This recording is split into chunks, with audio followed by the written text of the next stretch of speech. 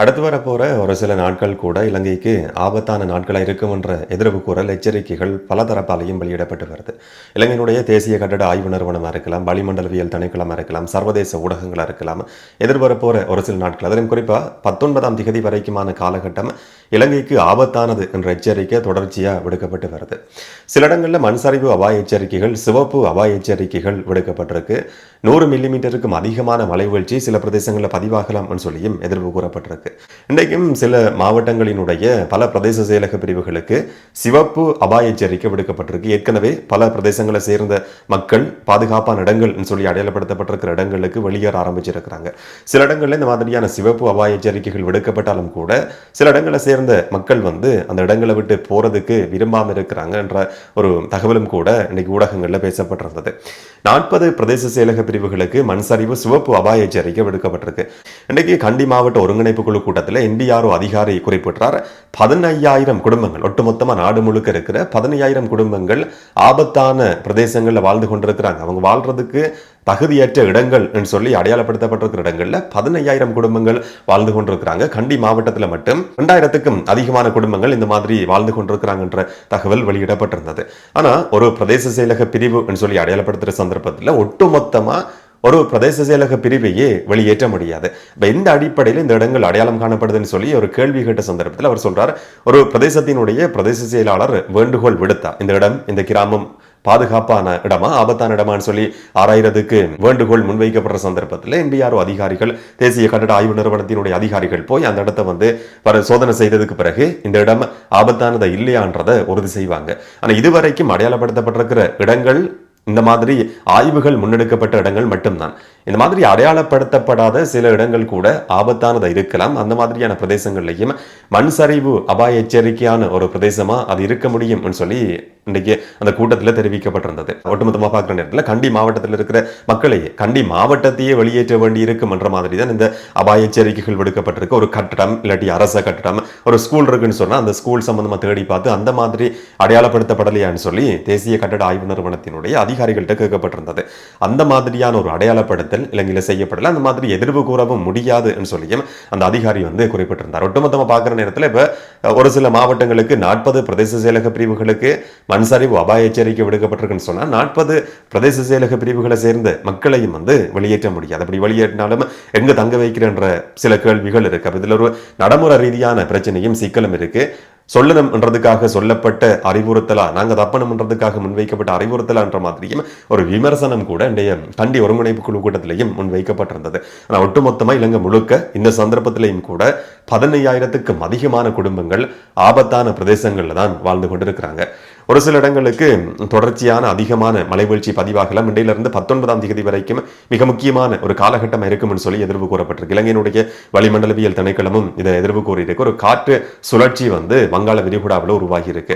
BBC சர்வதேச ஊடகங்களையும் இந்த மாதிரியான எதிர்வு கூறல் முன்வைக்கப்பட்டிருந்தது. தொடர்ச்சியா வானிலை சம்பந்தமான செய்திகள் இந்த நாட்களில் அதிக முக்கியத்துவம் பிடிச்சிருக்கிறதையும் நாங்கள் பார்க்கிறோம். சில பிரதேசங்களில் குறிப்பா வடக்கு, கிழக்கு, வடமத்திய, மத்திய, ஊவா மாகாணங்களையும் மழை வீழ்ச்சி பதிவாகலாம். வடகிழக்கு மாகாணத்தில் 100 மில்லிமீட்டருக்கும் அதிகமான மழை வீழ்ச்சி பதிவாகலாம் சொல்லியும் இப்போதைக்கு எதிர்வு கூறப்பட்டிருக்கு. இன்னொரு பக்கம் முன்னெடுக்கப்பட்டு கொண்டிருக்கிற நிவாரண செயற்பாடுகளில் மக்களுக்கான கொடுப்பனவுகளை கொடுக்கறதுலையும் ஒரு சர்ச்சை உருவாகி இருக்கு. யாருக்கு எந்த பணம் எந்த அடிப்படையில் கொடுக்கப்படுது என்றதை பற்றின ஒரு சர்ச்சை இப்போ உருவாகி இருக்கு. அதையும் குறிப்பா 25,000 ரூபாய் கொடுப்பனவு சம்பந்தமா பேசப்பட்டிருந்தது, அரசாங்கம் அறிவிச்சிருந்தது. இந்த 25,000 ரூபாய் கொடுப்பனவுன்றது வீடுகளை சுத்தம் செய்யறதுக்காக, வெள்ளம் வீட்டுக்குள்ள வந்திருக்கு, அதை தூய்மைப்படுத்தி வீட்டுக்குள்ள திரும்பவும் குடியேறதுக்கான ஒரு கொடுப்பனவு என்ற அடிப்படையில் 25,000 ரூபாவை முதல் கட்டமாக கொடுக்கறதுக்கு அரசாங்கம் முன் வந்திருந்தது. ஆனா இதுவரைக்கும் தரவுகள் சேகரிக்கப்படுற செயற்பாடுகள் தான் முன்னெடுக்கப்பட்டு வருது. கிராம உத்தியோகத்தர், அந்த பிரதேசத்தில் இருக்கிற அபிவிருத்தி உத்தியோகத்தர்னு சொல்லி 4 அதிகாரிகளினுடைய அனுமதியோட இந்த 25,000 ரூபாய் கொடுப்பனவு கொடுக்கப்பட இருக்கு. ஆனா பல பிரதேசங்களை சேர்ந்த மக்களுக்கு இந்த கொடுப்பனவு இதுவரைக்கும் கையில கிடைக்கவே இல்லை. ஒரு மிகப்பெரிய வெள்ளப்பெருக்கு பதிவாகி இருக்கு, ஒரு மண் சரிவு பதிவாகி இருக்கு.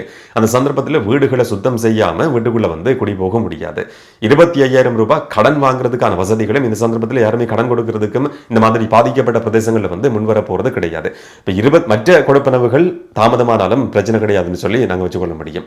ஆனால் 25,000 ரூபாய் வீடுகளை சுத்தம் செய்யறதுக்கான கொடுப்பனவு அறிவிக்கப்பட்டு வெள்ளம் வடிஞ்சோடி சில நாட்கள் கடந்ததுக்கு பிறகும் கூட எனக்கு நேற்றும் ஒரு சில மெசேஜ் வந்திருந்தது, இந்த கொடுப்பனவு கொடுக்கப்படவும் இல்லை, இதுக்கு பிறகு கொடுக்கிறதுல என்ன பிரயோசனம் இருக்குன்ற மாதிரி.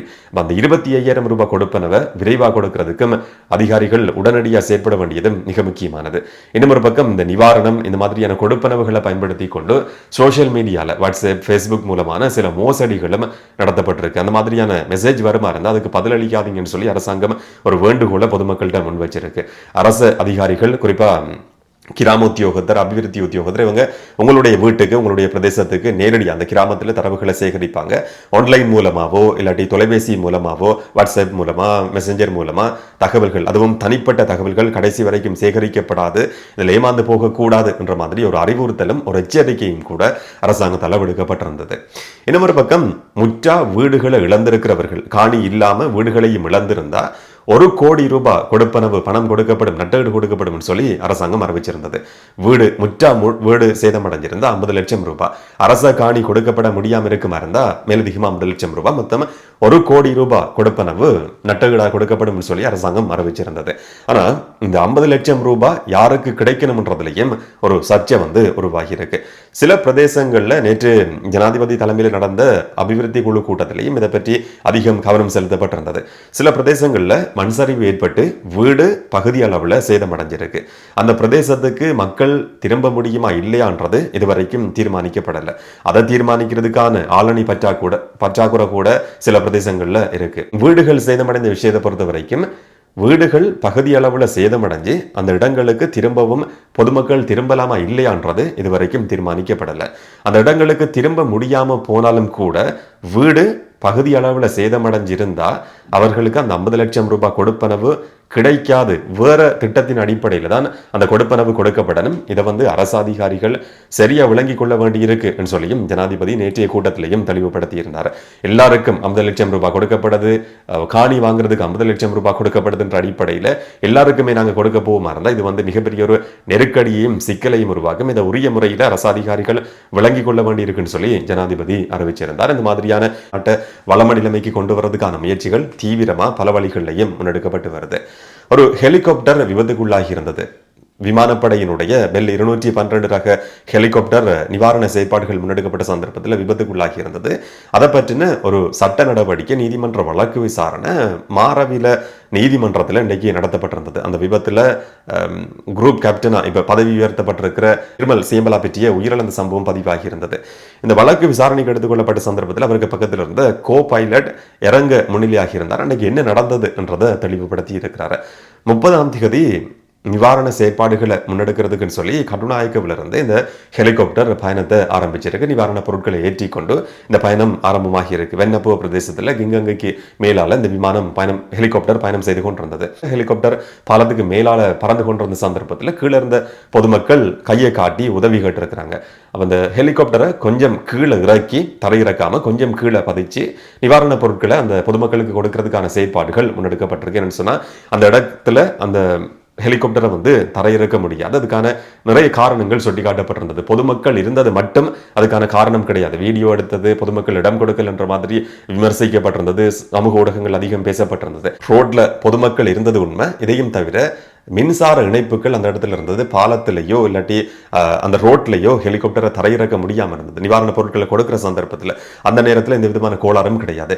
நிவாரணப் பொருட்கள் கொடுக்கப்பட்டு கொண்டிருந்த சந்தர்ப்பத்தில் ஒரு கோளாறு ஏற்படுது என்றதை விமானியும் கோ பைலட்டும் வந்து அடையாளம் கண்டு கொண்டுறாங்க. ஒரு பாதுகாப்பான இடத்துக்கு விமானத்தை திருப்புறதுக்கு முயற்சி எடுத்து ஒரு சில செகண்ட்களுக்குள்ள விமானம் திரும்பி ஒரு சில செகண்ட்களுக்குள்ளேயே கிங்கங்கையில் அந்த ஹெலிகாப்டர் விழுந்து விபத்துக்குள்ளாகி இருக்கு. அதில் தான் ஒருவருடைய உயிர் காவு கொள்ளப்பட்டிருந்தது.